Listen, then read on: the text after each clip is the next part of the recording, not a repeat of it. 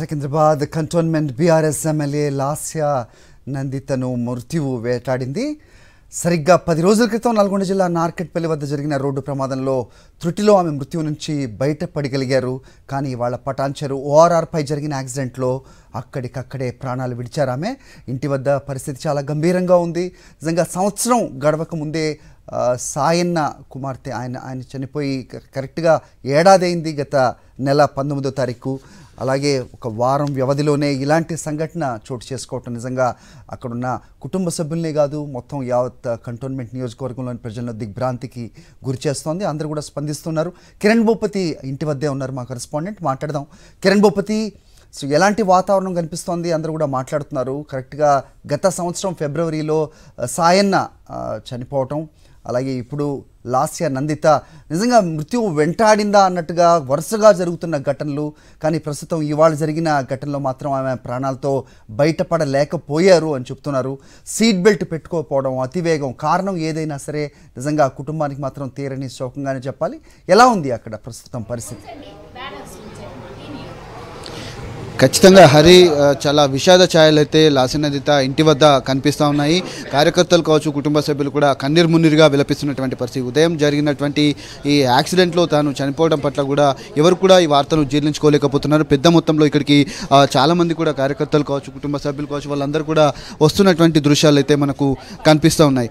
గత 13వ తేదీన నల్గొండ సభలో పాల్గొన్నటువంటి లాస్య నందిత రిటర్న్ జర్నీలో వెళ్ళేటప్పుడు తెలంగాణ భవన్ నుంచి బస్సులో వెళ్ళారు. బస్సులో రమ్మంటే కూడా తాను వెళ్ళింది. రిటర్న్ జర్నీలో కూడా తన సొంత కారులో కూడా రిటర్న్ అయినటువంటి నేపథ్యంలో వెనక నుంచి వచ్చినటువంటి టిప్పర్ కూడా ఢీ కొట్టడంతో అక్కడికక్కడి కారు కూడా పూర్తిగా నుజ్జు అయినటువంటి పరిస్థితి. కనీసం ఏదైతే ప్రధానంగా కారు నుజ్జు అయిన కొంత ఆమె ఎట్లాంటి గాయాలతో కూడా కనీసం గాయాలు కూడా కాలేదు. ఇప్పుడు ఈ జరిగినటువంటి ఘటన నేపథ్యంలో కూడా చాలామంది కన్నీరు మున్నీరుగా విలిపిస్తున్నారు. మరికొంతమంది కూడా ఉన్నారు. వారితో కూడా మాట్లాడించేటువంటి ప్రయత్నం చేద్దాం. ఎట్లా అనుకుంటున్నారమ్మా? ఎట్లా ఉండేది మీతో? ఎట్లా ఉండేది లాస్య నందిత? చాలా బాగుండేదండి. వచ్చిన 3 నెలలే కాలేదు, చాలా మంచిగా ఉండేది అమ్మాయి. మాకైతే వాళ్ళ నాన్న కూడా గత ఏడాది నాన్నదే మేము మర్చిపోలేదు సాయన్నది. తర్వాత ఈ అమ్మాయి ఇట్లా అయిపోయింది. చాలా దుఃఖం ఉన్నది మాకు. నేను 3 నెలలు కాలేదు, ఎమ్మెల్యే మాకు చాలా అది చిన్న పిల్ల. కార్పొరేటర్ గారు చేసింది కవరిగూడలో, మంచిగానే చేసింది. వారు చెప్తా ఉన్నారు. ప్రధానంగా చనిపోవటం కూడా కొంత చాలామంది కన్నీరు మున్నీరుగా విలిపిస్తూ ఉన్నారు. ఇప్పటికే పోలీసులు కూడా ఇక్కడ ఉన్నటువంటి ఏర్పాట్లు కూడా చేస్తూ ఉన్నారు. గాంధీ ఆసుపత్రికి తనను పోస్ట్ మార్టం నిమిత్తం కూడా తన మృతదేహాన్ని కూడా తీసుకొని వెళ్ళినటువంటి నేపథ్యంలో పోలీసులు కూడా ఇప్పటికే ఇక్కడ ఉన్నటువంటి ఏర్పాట్లను కూడా పరిశీలిస్తున్నటువంటి పరిస్థితి కనబడుతుంది. ఏదైతే గతంలో జరిగిన 2023లో జరిగిన ఎన్నికలు ఏవైతే ఉన్నాయో చెప్పండి కిరణ్ భూపతి. సో చాలామంది చెప్తున్నారు, అంటే కొన్ని మీడియాలో వార్తలు సికింద్రాబాద్ నుంచి సదాశివపేటకి వెళ్తుండగా జరిగిందని. కొంతమంది ఇంతకుముందు మాట్లాడడం కూడా జరిగింది. ఏదో గుడికి ఒక కార్యక్రమంపై వెళ్ళి పటాన్చెరు, సదాశివపేట ఆ ఏరియా నుంచి వచ్చేటప్పుడు ఈ ప్రమాదం జరిగిందని. కరెక్ట్ ఇన్ఫర్మేషన్ ఏదన్నా తెలిసిందా? కుటుంబ సభ్యులు ఎవరన్నా ఉన్నారా స్పందించడానికి? లాస్య నందిత తల్లి కూడా ఆమెతోనే వేరే కారులో ఉన్నట్టుగా కూడా సమాచారం అందుతోంది. ఏంటి యాక్చువల్ ఇన్ఫర్మేషన్ ఏంటి? అయితే ప్రస్తుతానికైతే వాళ్ళ కుటుంబ సభ్యులు, వాళ్ళ తల్లి కావచ్చు, వాళ్ళ పెద్దక్క కావచ్చు, వాళ్ళందరూ కూడా వేరే కారులో రావటం జరిగింది. దాంతో పాటు తన స్నేహితుడు ఎవరైనా ఆకాష్ ఇద్దరు కూడా వస్తున్నటువంటి నేపథ్యంలో బాసరా టెంపుల్కు వెళ్ళి వస్తున్నట్టుగా ప్రస్తుతం అయితే సమాచారం అయితే అందుతుంది. తాను టిఫిన్ కోసం వెళ్తున్నటువంటి నేపథ్యంలో వాళ్ళందరూ కూడా మొదటి కారులో వాళ్ళ తల్లి కావచ్చు, వాళ్ళ పెద్దక్క ఇద్దరు కూడా ఇంటికి వచ్చినట్టుగా చెప్తున్నారు. వాళ్ళిద్దరు కూడా అటు గచ్చిబౌలి నుంచి కొంచెం వేరే పని ఉందని కూడా వాళ్ళు అక్కడ నుంచి వెళ్ళి మళ్ళీ రిటర్న్ జర్నీలో వస్తున్నట్టుగా నేపథ్యంలోనే అక్కడ ఉన్నటువంటి రైలింగ్కు, ఏదైతే పటాన్చెరు నుంచి గచ్చిబౌలి వెళ్ళేటువంటి ORR పైన రైలింగ్కు ఢీకొట్టడంతో కారు ప్రమాదానికి గురైంది. పూర్తిగా ముందు భాగం అంతా కూడా నుజ్జు అయినటువంటి పరిస్థితి. ఆ మొహానికి కూడా అటు ముక్కు దగ్గర కావచ్చు, ఏదైతే నోటి దగ్గర కావచ్చు బలమైన గాయాలు తగలటంతో తాను ఆ సీట్ బెల్ట్ కూడా పెట్టుకోలేదని కూడా తెలుస్తుంది. వాళ్ళ ఫ్రెండ్ ఎవరైతే ఉన్నారో ఆకాష్, తను కూడా సీట్ బెల్ట్ పెట్టుకోవడంతో తాను కొంత గాయాలతో బయటపడ్డట్టుగా తెలుస్తుంది. తను మాత్రం ప్రస్తుతం ఏదైతే సీట్ బెల్ట్ కూడా పెట్టుకున్నటువంటి నేపథ్యంలో కొంతమంది వాళ్ళకు సంబంధించిన వాళ్ళు కూడా ఉన్నారు, మాట్లాడించేటువంటి ప్రయత్నం. ఎట్లా జరిగింది అనుకుంటున్నారు? ఎక్కడికి వెళ్ళిందంట? ఏమైనా చెప్పారా? మీకు ఏమైనా సమాచారం వచ్చింది? నేను ఇక్కడ సుబ్రహ్మణ్య స్వామి టెంపుల్ ట్రస్ట్ బోర్డు మెంబర్. నేను లాస్ట్ 10-15 సంవత్సరాల నుంచి సాయన్నతో పాటే ఉన్నాను. కంటోన్మెంట్ కాన్స్టిట్యున్సీ వార్డ్ 5లో ఉంటాను. నా పేరు చొల్లేటి రమేష్. మాకు తెలిసింది ఏంటంటే నిన్న బాసరా టెంపుల్కి దర్శనానికి వెళ్తున్నాము అని బయలుదేరారని తెలుసు. అక్కడికి వెళ్ళింది, కానీ వేరే వేరే ఏదేదో రూమర్స్ వస్తున్నట్టు అనిపిస్తుంది నాకు. కానీ తను మాకు మొన్ననే ఫాదర్ది 19వ తారీఖు రోజు ఫస్ట్ సంవత్సరికం జరిగింది.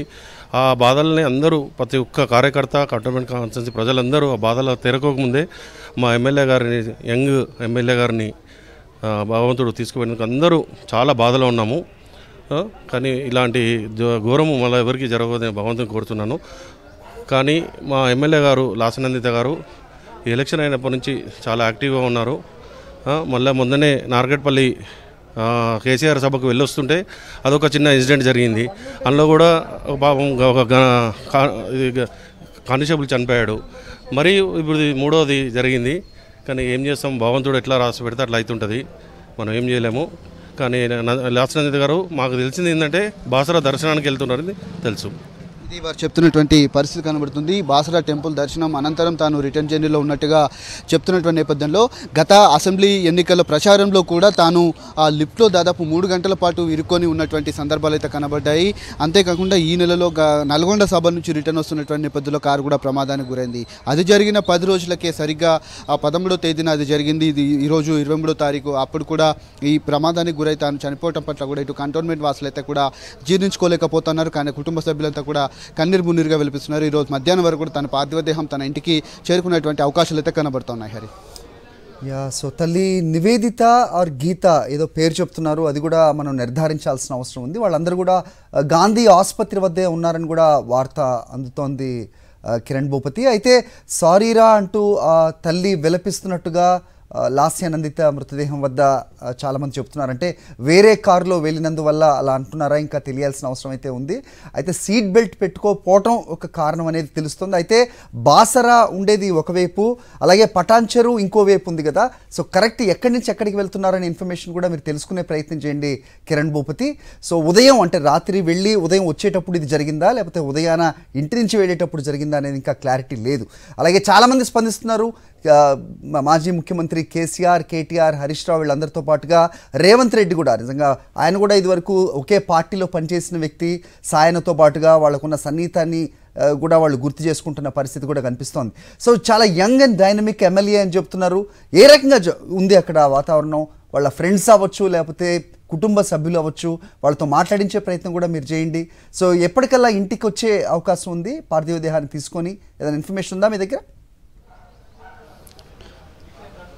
ప్రస్తుతం అయితే ఏదైతే అమేద హాస్పిటల్ నుంచి తనను ఏదైతే గాంధీ ఆసుపత్రి పోస్ట్మార్టం నిమిత్తం తీసుకొని వస్తున్నట్టుగా తెలుస్తుంది. ఉదయం 11 గంటలకు పోస్ట్మార్టం జరిగిన తర్వాత మధ్యాహ్నం వరకు దాదాపు 2 గంటల వరకు కూడా తన పార్థివ దేహం అంతా కూడా ఇక్కడికి వచ్చేటువంటి అవకాశాలు అయితే కనబడుతున్నట్టు పోలీసులు కూడా ఉన్నటువంటి ఏర్పాట్లను పరిశీలిస్తూ ఉన్నారు. గాంధీ ఆసుపత్రిలో పోస్ట్మార్టం జరిగిన తర్వాత మాత్రమే ఇక్కడికి వచ్చేటువంటి అవకాశాలు అయితే కనబడుతున్నాయి. ఇక్కడ ఏర్పాట్లన్నీ కూడా స్థానిక పోలీసులు కూడా చేపడతా ఉన్నారు. కానీ తాను ఎక్కడికి వెళ్ళింది ఏంటి అనేది మాత్రం ఇంకా ఊహాగానాలుగానే మాత్రం మిగిలిపోయాయి. ఎందుకంటే తాను రిటర్న్ జర్నీలో ఉన్నారా లేదంటే అటు వెళ్తున్నారా అనే దానిపైన కూడా ఒక్కొక్కరు ఒక్కొక్క రకంగా చెప్తున్నారు. వాళ్ళ కుటుంబ సభ్యులు దీనిపైన సమాచారం ఇస్తే తప్ప పూర్తి వివరాలు బయటకు వచ్చేటువంటి అవకాశాలు అయితే లేవు. ప్రస్తుతం వాళ్ళ ఫ్రెండ్తో పాటు తాను మాత్రమే కార్లో ఉన్నట్టుగా తెలుస్తుంది. కేవలం గన్మెన్లు కూడా తన వెంట లేరనేది కూడా సమాచారం మనకైతే ప్రస్తుతానికైతే అందుతుంది. ప్రస్తుతం ఆ పార్థివ దేహం వెళ్ళింది. ఆ మధ్యాహ్నం తర్వాత కూడా ఇక్కడికి వచ్చేటువంటి అవకాశాలు అయితే కనబడుతున్నాయి. ఈరోజు సాయంత్రం కానీ రేపు తెల్లవారుజామున కానీ తన అంత్యక్రియలు అయితే జరిగేటువంటి అవకాశాలు అయితే మనకు స్పష్టంగా అర్థమవుతున్నాయి. హరి రైట్. కంటోన్మెంట్ నియోజకవర్గం అక్కడ ప్రజలతో వాళ్ళ కుటుంబానికి నిజంగా చాలా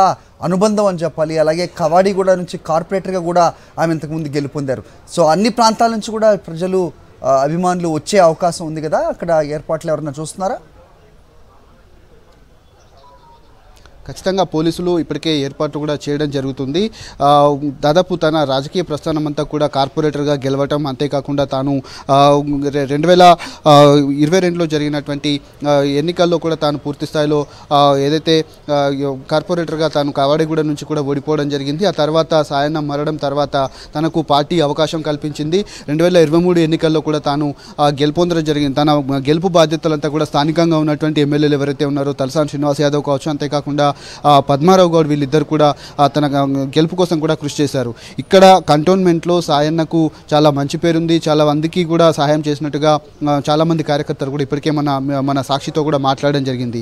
చిన్న సహాయం అని వచ్చినప్పటికీ కూడా వాళ్ళు సహాయం అంతా కూడా చేసేటువంటి గుణం ఉన్నటువంటి సాయన్న కుటుంబానికి ఇలాంటి ఘటనలు జరగటం, ఎందుకంటే గత ఏడాది ఫిబ్రవరి 19వ తేదీన కూడా తాను మరణించడం జరిగింది.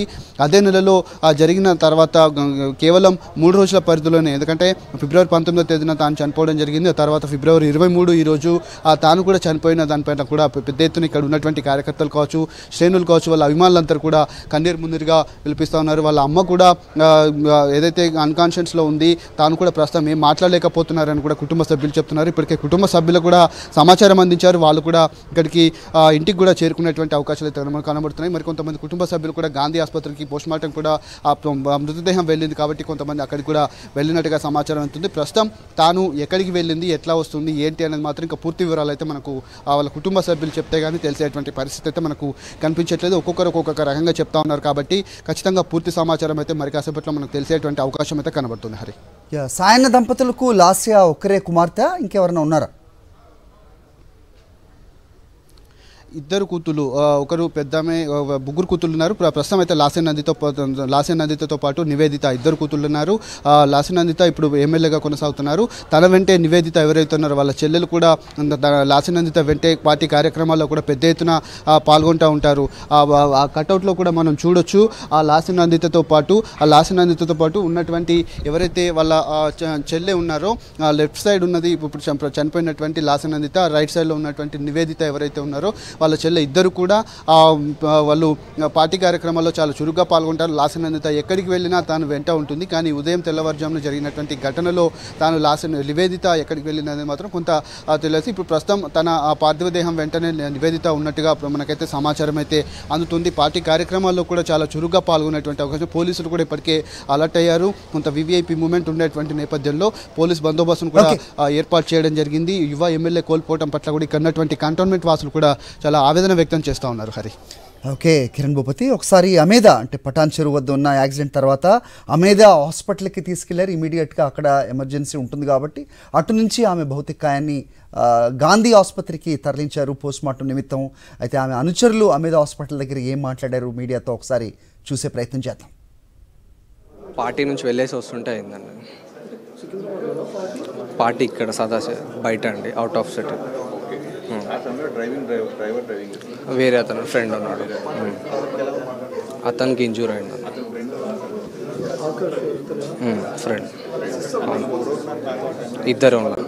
పార్టీ నుంచి వెళ్ళేసి వస్తుంటే అయిందండి. పార్టీ ఇక్కడ సదా బయట అండి, అవుట్ ఆఫ్ సిటీ. వేరే అతను ఫ్రెండ్ ఉన్నాడు, అతనికి ఇంజూర్ అయింది ఫ్రెండ్.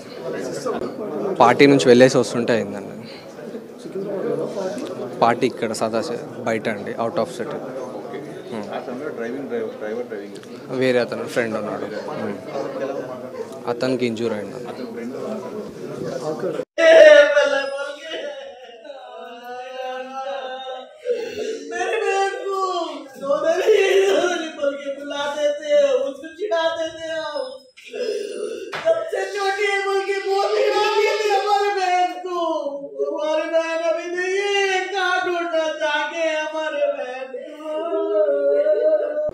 పార్టీ నుంచి వెళ్ళేసి వస్తుంటే అయిందండి.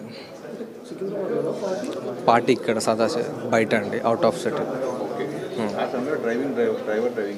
వేరే అతను ఫ్రెండ్ ఉన్నాడు, అతనికి ఇంజూర్ అయింది ఫ్రెండ్. ఇద్దరు ఉన్నారు. పార్టీ నుంచి వెళ్ళేసి వస్తుంటే అయిందండి. పార్టీ ఇక్కడ సదా బయట అండి, అవుట్ ఆఫ్ సిటీ. వేరే అతను ఫ్రెండ్ ఉన్నాడు, అతనికి ఇంజూర్